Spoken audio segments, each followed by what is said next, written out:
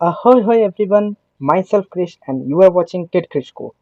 तो पहले के वीडियो पे हमने देखा था कि हमने नए नोट्स को ऐड किया था, हमने साइड इमेजेस को चेंजेस किया था, हमने काफ़ी सारे फीचर्स ऐड किए थे जैसे एडिट, डिलीट, कॉपी, शेयर्स, बहुत सारे। तो आज हम देखने जा रहे हैं कि डेटाबेस के मदद से कैसे हम इन नोट्स को बैकएंड पे क्रिएट कर सकते हैं, फेच कर सकते हैं, डिलीट कर सकते हैं। तो आइए चलते हैं अपने वीएस कोड पे और इंडेक्स डीबी का कोड आज हम शुरू कर देते हैं। तो हमने इतने तक जावास्क्रिप्ट हमने हेक्स में लिखा था। तो आइए अब हम एक और जावास्क्रिप्ट लिखेंगे और वो होगा डेटाबेस के अंदर। अब डेटाबेस के अंदर मैं इसमें नाम रखूँगा इंडेक्स डीबी ताकि पहचानने में आ सके। But point to be noted, कभी भी ऐसा नाम मत देना जो कि कोई बिल्ट इन मॉड्यूल या लाइब्रेरी का नाम हो। तो मैंने यहाँ पे इंडेक्सेड मतलब ईडी को हटा के इंडेक्स डीबी रख दिया है। तो अब हम इंडेक्स डीबी को यहाँ HTML पे भी अटैच कर लेंगे। तो एसेट के बाद और हेक्स से पहले ये अटैच होगा स्क्रिप्ट सोर्स, और डेटाबेस के अंदर इंडेक्स डॉट डीबी को हमने ऐड कर लिया। और अब हम इंडेक्स डीबी के अंदर कोड लिखेंगे। तो सबसे पहले तो हम अपने डेटाबेस का एक नाम सोचते हैं और हम जो नाम देंगे वो उस डेटाबेस को यहाँ पे क्रिएट करेगा। तो हम जो डीबी का नेम है उसे देते, डीबी नेम हम दे देते कि नोट्स डीबी। हम नोट्स डीबी के नाम से इसे डिज़ाइन करते हैं, ठीक है। और हम कौन से वर्जन का यूज़ करेंगे डीबी का हम फर्स्ट या पहला वर्जन यूज़ करेंगे। तो उसे भी हम यहाँ लिख देते हैं। तो const DB version equal to 1, इसे हम डाल देते हैं। और एक डीबी नाम का वेरिएबल भी बनाते हैं जिसपे हम डेटाबेस के बाकी काम करेंगे। तो सबसे पहले क्या होगा, अरे सबसे पहले हमें डेटाबेस को ओपन करना होगा। ओपन ये क्रिएट, मतलब अगर डेटाबेस पहले से क्रिएट हुआ है तो हम सिंपली उसे ओपन करेंगे और उसमें बाकी वर्क हम परफॉर्म करेंगे। बट अगर डेटाबेस पहले से क्रिएट नहीं है तो हम उस डेटाबेस को क्रिएट करेंगे और उसके बाद हम उसे ओपन करके बाकी सारा काम करेंगे। तो अब इसके लिए हम क्या करेंगे, हम ओपन डीबी नामक एक एरो फंक्शन लिखेंगे।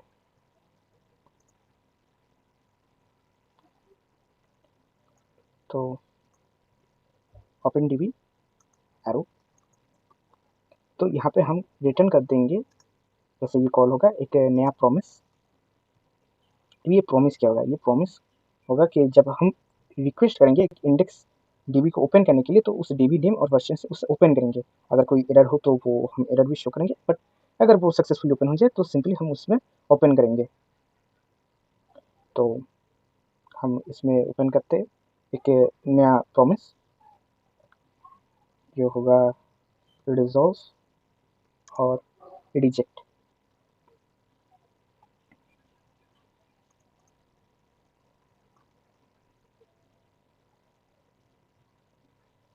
तो जैसे ही इसमें कोई रिक्वेस्ट है तब इस रिक्वेस्ट के लिए हम कर देंगे कि कॉन्स्ट रिक्वेस्ट। जैसे इसमें कोई रिक्वेस्ट आई ये इंडेक्स डीबी को ओपन करेगा।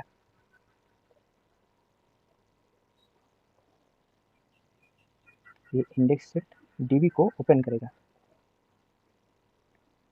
कौन सा डीबी ओपन करेगा, कि जो डीबी का हमने नाम दिया है उस नाम से और उस वर्जन से उसे ओपन करेगा।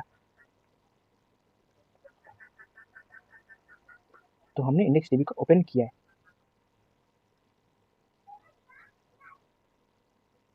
और उसके बाद कोई अगर एरर आए, उसमें अगर कोई एरर आता है तो हमें उसे भी हैंडल करना होगा।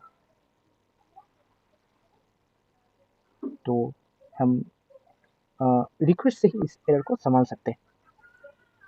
रिक्वेस्ट डॉट ऑन एरर, हम कहेंगे इवेंट। अगर उसमें कोई इवेंट क्रिएट हो तो उसे ओपन कर देंगे।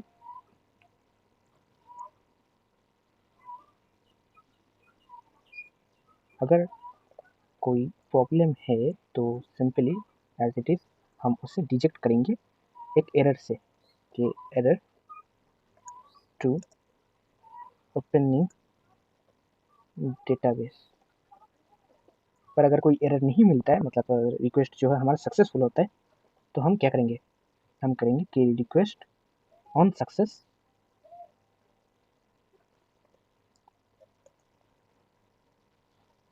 तो उसमें जो इवेंट है वो डीबी की, मतलब डीबी उसका टारगेट होगा उस इवेंट का।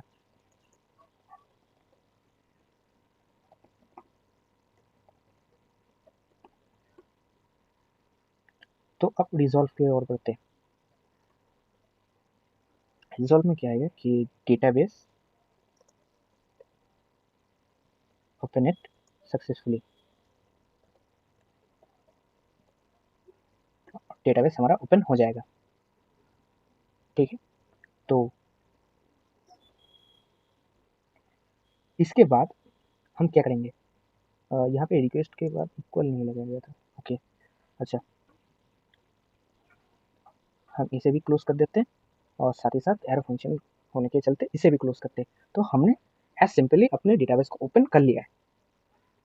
अब इसमें दो चीज़ है, एक हमने जो डेटाबेस को ओपन किया उसमें हम कुछ सेव करेंगे या कुछ फिच करके लाएंगे उससे, मतलब उसके अंदर कुछ डालेंगे या उससे कुछ निकालेंगे।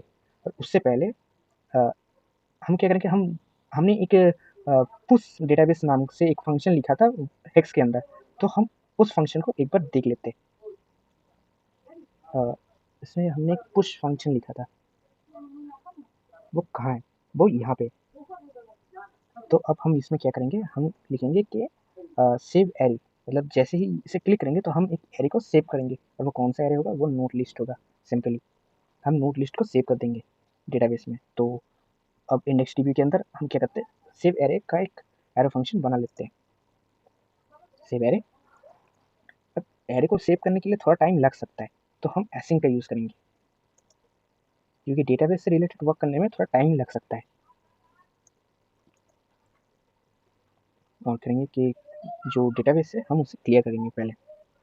अब क्लियर क्यों करेंगे, हम नहीं चाहते कि कोई पुराना डेटा उसके अंदर हो और हम नए डेटा को उसके अंदर डालें, ऐसा नहीं है। हम जो डेटा डालेंगे वो पूरा डेटा ही होगा, मतलब हम पूरे डेटा को डेटाबेस के अंदर डालेंगे। ऐसा नहीं होगा कि हम जो डेटा मौजूद है वो रहेंगे और जिसमें सिर्फ चेंज हुए हम सिर्फ उसी को डालेंगे, नहीं। अब इस प्रोजेक्ट पे वो नहीं करेंगे, हम पूरे डेटा को ही उसमें दोबारा से डाल रहे हैं, तो उससे पहले हम डेटाबेस को क्लियर कर देंगे।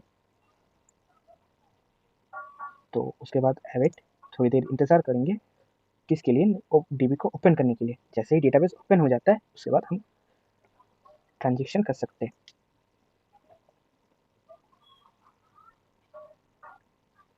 हम ट्रांजेक्शन करेंगे डेटा का, तो हमने कहा कि डीबी ट्रांजेक्शन जो होगा शुरू होगा,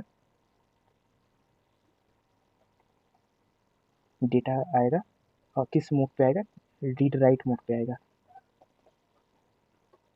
हम डेटा को रीड भी करेंगे और डेटा पे राइट भी करेंगे। उसके बाद हम उसे स्टोर करेंगे उस ट्रांजेक्शन को।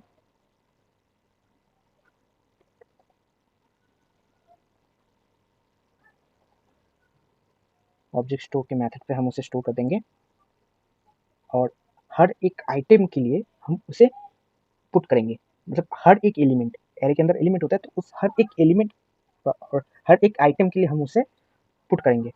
तो उसका भी कोड लिखेंगे, array for each item,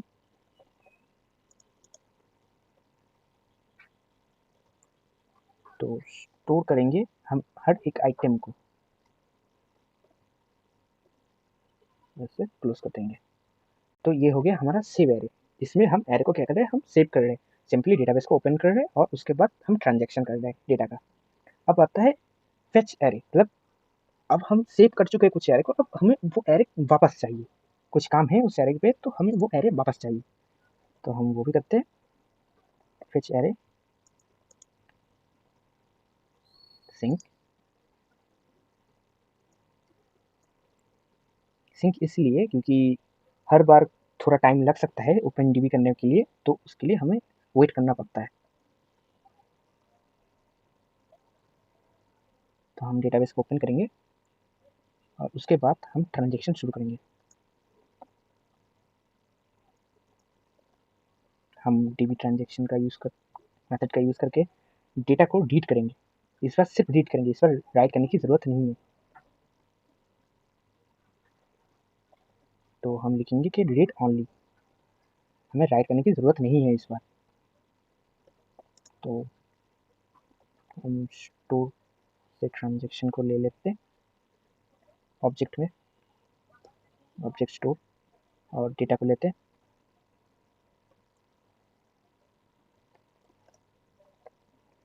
const request store से जितने भी एलिमेंट है इन सभी को गेट कर लेंगे।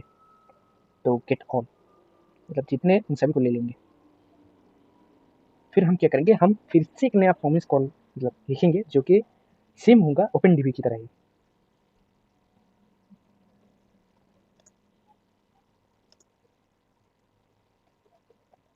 तो हमने नया प्रॉमिस किया है कि रिजॉल्व और रिजेक्ट इनके ऊपर हमारा प्रॉमिस डिपेंड करेगा। और इस बार हम रिजॉल्व में क्या लिखेंगे, इस बार हम रिजॉल्व में करेंगे इवेंट का जो टारगेट है उस रिजल्ट को रिजॉल्व में डाल देंगे। अब ये रिजॉल्व कब होगा, ये रिजॉल्व तब होगा जब हमारा रिक्वेस्ट सक्सेस पोस्ट है। तो हमें रिक्वेस्ट के सक्सेस मोड पे जाना होगा, ऑन सक्सेस। तो ऑन सक्सेस पे हमारे पास एक इवेंट होगा, तो वो उस इवेंट पे हमें ये टारगेट मिल जाएगा रिजॉल्व में। तो इवेंट का जो टारगेट है उसके अंदर जितने भी रिजल्ट है हम उस रिजल्ट को इसमें डाल देंगे। इसे क्लोज करेंगे। अब अगर रिक्वेस्ट में कोई एरर आ जाता है जिससे कि पहले हुआ था, तो वैसे ही अगर कोई एरर आ जाता है तो हम क्या करेंगे, तो हम लिखेंगे ऑन एरर।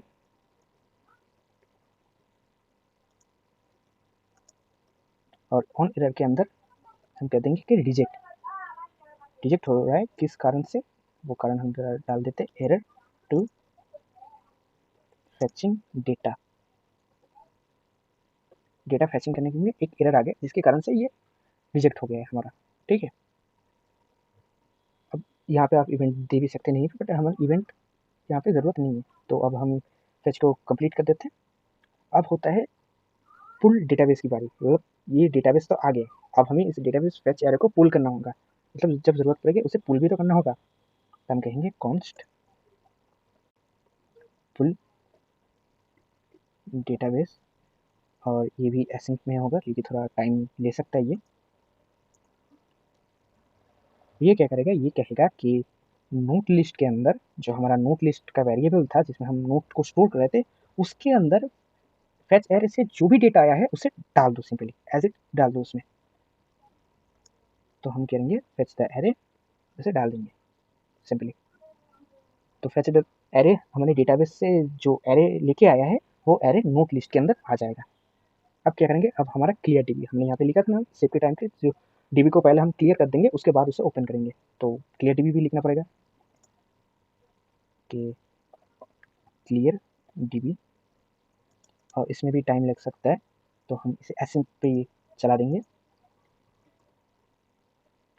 हम थोड़ी देर वेट करेंगे डीबी को ओपन होने के लिए। जैसे ही डीबी ओपन हो जाता है हम ट्रांजेक्शन शुरू करेंगे।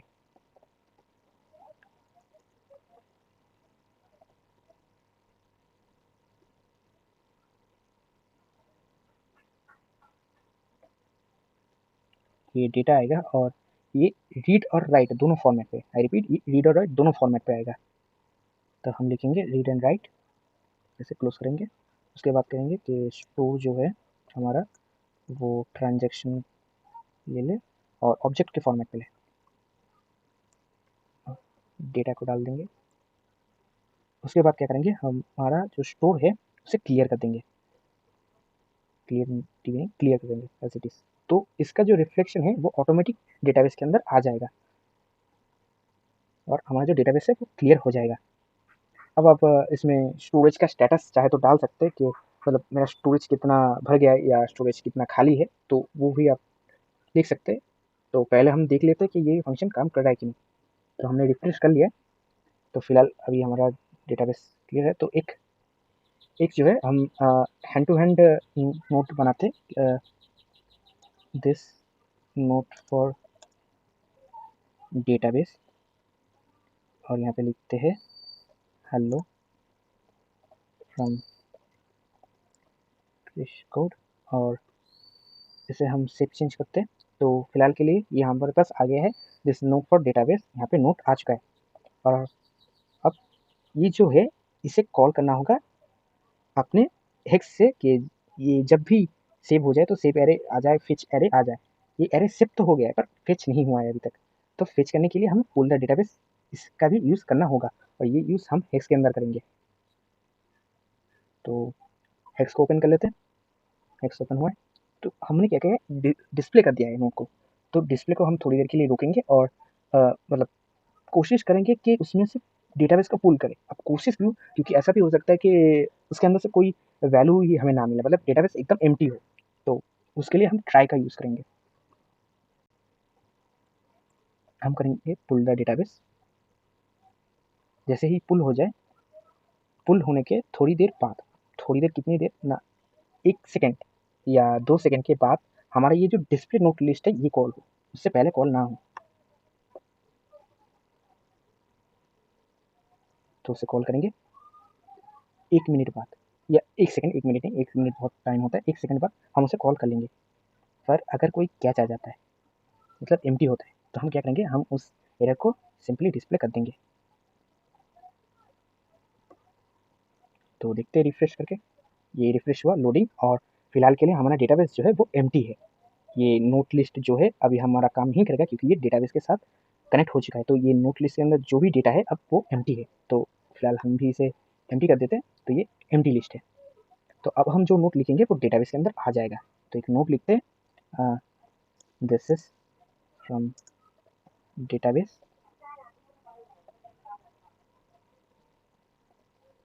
हेलो यूज, या हेलो वर्ल्ड लिख देते हैं, सेव चेंज, और ये आ गया।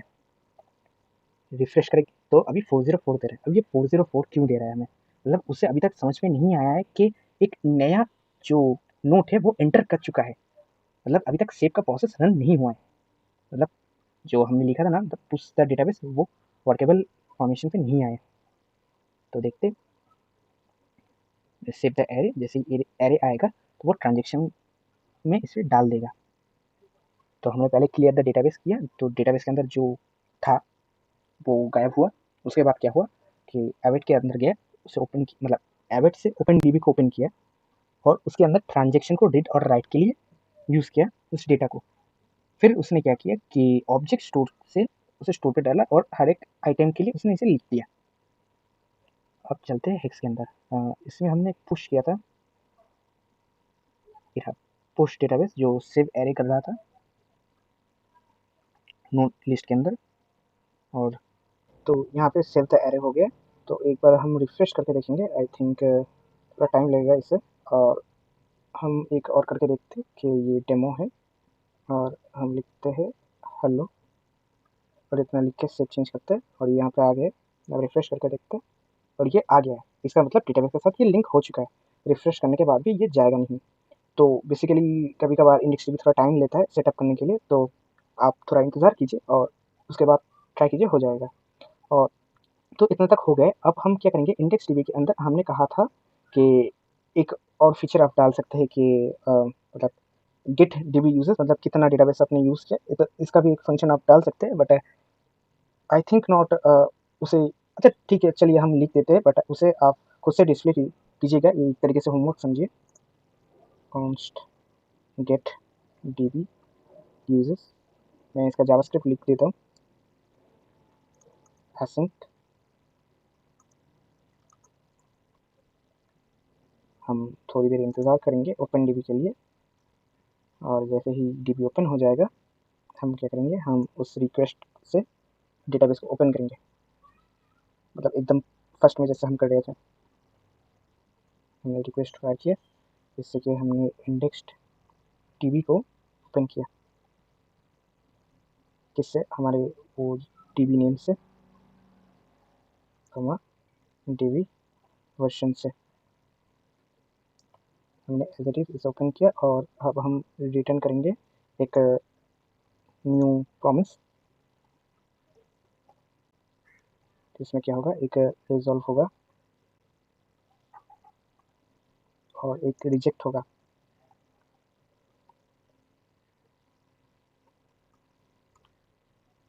के अंदर हमारा जो रिक्वेस्ट है ऑन सक्सेस वो आ जाएगा। अब इवेंट,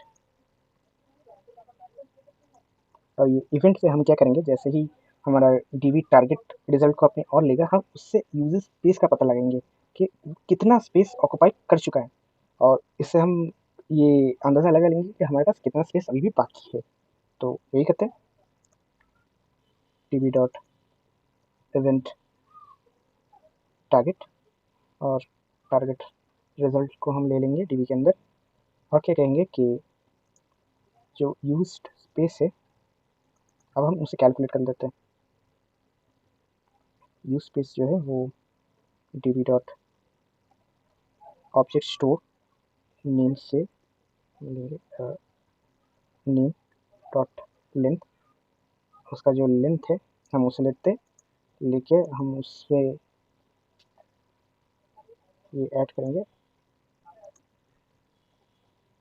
तो ये जो है वो एमबी के फॉर्मेट पे आ जाएगा। मतलब हर एक ऑब्जेक्ट स्टोर के लिए हम 1 एमबी ये अंदाज़ा लगा रहे हैं कि उसमें 1 एमबी होगा। तो अब हम क्या करेंगे, हम टोटल स्पेस को कंसिडर करेंगे।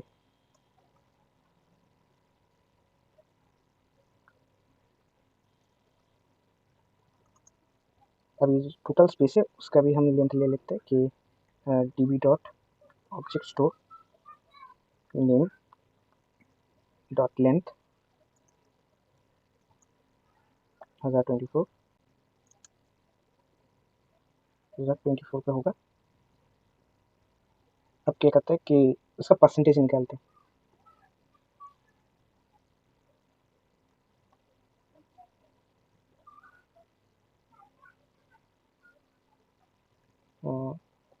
सिंपली परसेंटेज ही रखते हैं इसमें। तो परसेंटेज निकालने के लिए हम क्या करेंगे कि जो यूजर स्पेस है वो डिवाइड होगा टोटल स्पेस से, और उसमें 100 मल्टीप्लाई हो जाएगा, तो इससे हमें परसेंटेज मिल जाएगा। और रिजॉल्व में हम इसे डाल देंगे कि यूजर स्पेस कमा टोटल स्पेस कमा यूजर्स यूजर स्पेस नहीं परसेंटेज, हम इसमें परसेंटेज को डाल देंगे।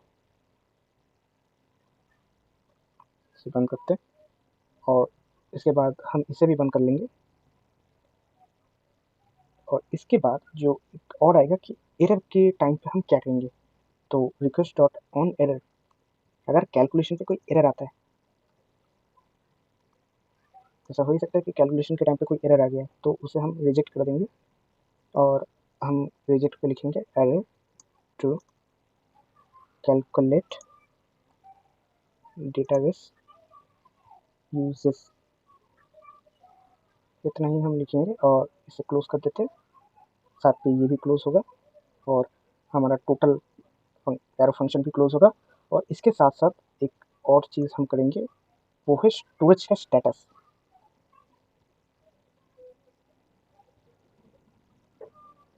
ये स्टोरेज स्टेटस है, इसमें भी थोड़ा वक्त लग सकता है, तो इसमें भी हम एसिंग का यूज़ करेंगे।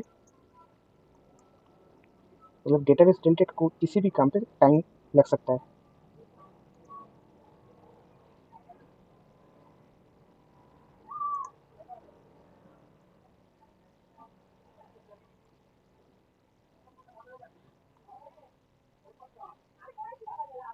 हम थोड़े टाइम बाद इसे हम क्या करेंगे, हम कंसोल पे डाल देते हैं। बट मैं यहाँ पे कंसोल पे डाल रहा हूँ, आपका होमवर्क है आप इसे ग्राफिकली या एच डी नंबर पे आप इसे रिप्रेजेंट करें HTML के अंदर, ताकि यूज़र इसे देख पाए और यूज़र इसे कॉल भी कर पाए खुद से।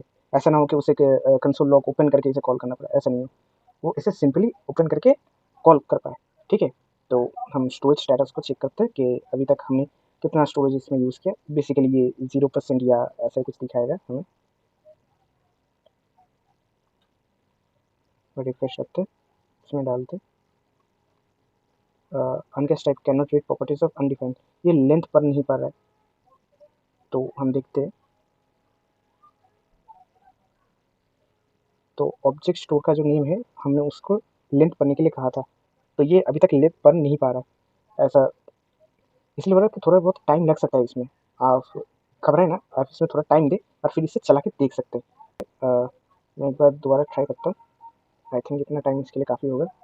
स्टोर स्पेस को कॉल करते हैं और ये चल गया। वैसे ये चल गया, ये कभी कभार थोड़ा टाइम लेता है। तो इसका जो परसेंटेज है मुझे फिलहाल 100 दिखा रहा है, तो आप इसे 1 MB पे 100 ही होगा, तो आप जब इसे ग्राफिकली रिप्रेजेंट करेंगे तो आप इसे यूजर स्पेस को इसके नॉर्मल स्पेस कैलकुलेट कर लेंगे इजीली, ठीक है। तो हमने ये नोटबुक डिज़ाइन कर लिया है, हमने नोटबुक के अंदर नए-नए नोट्स को एंटर करना देख लिया है, इस इमेजेस को चेंज करना भी हमने सीख लिया है और इसके साथ-साथ हमने एक ऐड बटन बनाया है। उसके बाद हमने जो ये छोटे-छोटे ऑप्शंस बनाए हैं एडिट, कॉपी, डिलीट का, तो ये जो सीरीज़ है, ये सीरीज़ यहीं खत्म हो रहा है। तो आगे हम किसी दूसरे वीडियो पे मिलेंगे और आगे मैं एक और वीडियो ला रहा हूँ, जो एक छोटा-सा ईस्टर एग देता हूँ, वो माउस के ऊपर डिपेंड होगा, मतलब माउस रिलेटेड एक वेब बनाने वाला हूँ, तो वो आप स्कूल या कॉलेज के प्रोजेक्ट पे आप वैसा कुछ भी बना सकते हैं। अगर ये आप कमर्शियली डिज़ाइन कर रहे हैं, तो आप चाहें तो यहाँ पे एक एडवर्टाइज़मेंट का सेक्शन भी बना सकते हैं, जहाँ पे मैंने ये इमेज खाली रखा है और इस क्विट को भी आप चेंज कर सकते हैं। या फिर अगर आप स्कूल या कॉलेज के लिए इसे डिज़ाइन कर रहे हैं, तो आप इसे अपनी तरीके से भी बना सकते हैं और मैं ये पूरा कोड गिटहब पे डाल दूँगा और लिंक भी कमेंट पे दे दूँगा। आप वहाँ से इसे कोड को डाउनलोड भी कर सकते हैं या फिर आप चाहें तो इसे देख भी सकते हैं। तो आज के लिए बस इतना ही। Be with you every time. मिलते हैं नेक्स्ट वीडियो पे।